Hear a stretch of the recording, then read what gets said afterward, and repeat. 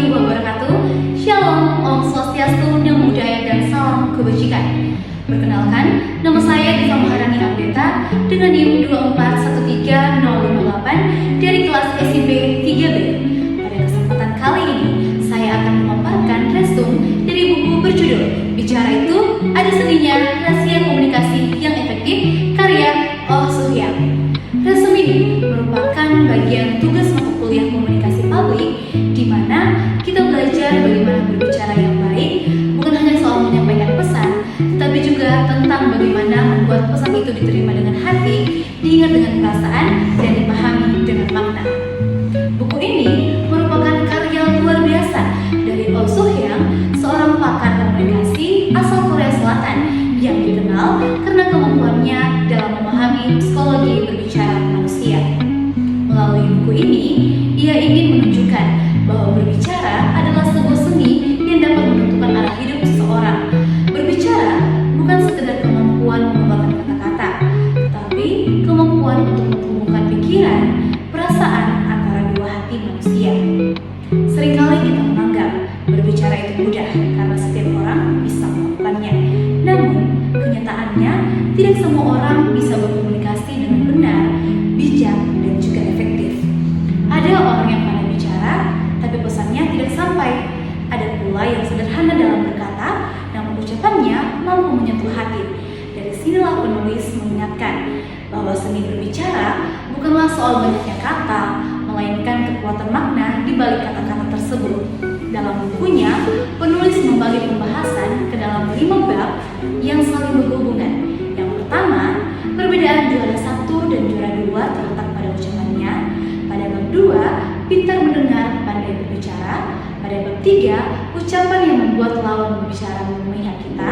Pada bab 4, beratnya ucapan ditentukan oleh dalamnya isi. Dan pada bab 5, suara bagus bukan bawaan dari lahir. Kelima bab ini membawa kita memahami bahwa berbicara bukan sekedar bagaimana cara bicara, tetapi lebih dalam bagaimana menjadi pribadi yang mampu menggerakkan hati dengan kata. Masuk pada bagian bab 1, perbedaan juara 1 dan juara 2 terletak pada ucapannya. Bab pertama membuka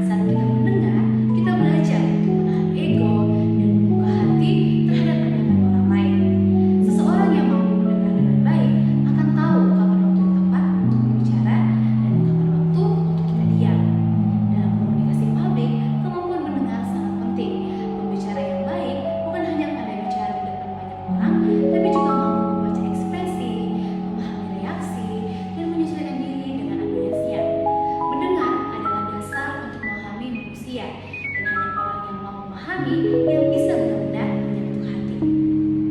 Selanjutnya masuk pada bab 3, ucapan yang membuat lawan bicara memihak kita. Pada bab 3 berbicara tentang seni mempengaruhi orang lain melalui tutur kata. Tujuan utama berbicara bukan untuk memenangkan perdebatan, tetapi untuk membangun pemahaman dan membuat orang lain merasa terhubung dengan kita. Penulis menekankan 3 kunci utama. Yang pertama, gunakan kata-kata yang lembut namun tegas. Nada ramah mencairkan suasana. Sampaikan dengan empati dan ketulusan. Orang akan merasakan niat di balik kata tersebut. Dan terakhir, gunakan bahasa tubuh yang mendukung. Senyum, pandangan mata, dan gestur memberi kehangatan. Penulis memberikan contoh kecil. Ketika seseorang berkata, "Kamu salah," maka hubungan bisa retak. Tetapi jika kalimat itu diganti menjadi, "Mungkin ada cara lain yang bisa kita coba," maka maknanya menjadi jauh lebih positif dan mengundang kerja yang sama. Hal sederhana seperti ini membuat orang lain merasa dihargai, bukan dihakimi.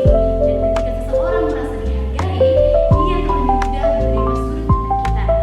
Jadi, berbicara dengan cara yang baik bukan hanya membuat kita disukai, tapi juga mendapatkan kepercayaan dan dukungan dari orang lain. Selanjutnya kita masuk pada bagian pembagian kontak. Berarti ucapan ditentukan oleh dalam isi. Pada bab keempat menekankan bahwa isi pembicaraan jauh lebih penting dari panjangnya kata. Kata-kata yang bermakna datang dari pikiran yang dalam, dan pikiran yang dalam lahir dari kebiasaan belajar, membaca, dan juga merenung. Seseorang yang terbiasa membekali diri dengan ilmu pengetahuan dan pengalaman akan memiliki pembicaraan yang lebih menarik dan juga berdas.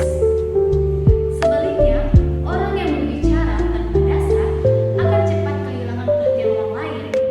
Penulis mengingatkan agar kita tidak asal berbicara, karena ucapan yang tidak dipikirkan bisa melukai. Sementara kata-kata yang disampaikan dengan hati bisa menjadi suatu penghiburan. Itulah sebabnya berpikir sebelum berbicara adalah bentuk kecerdasan emosional yang sangat tinggi.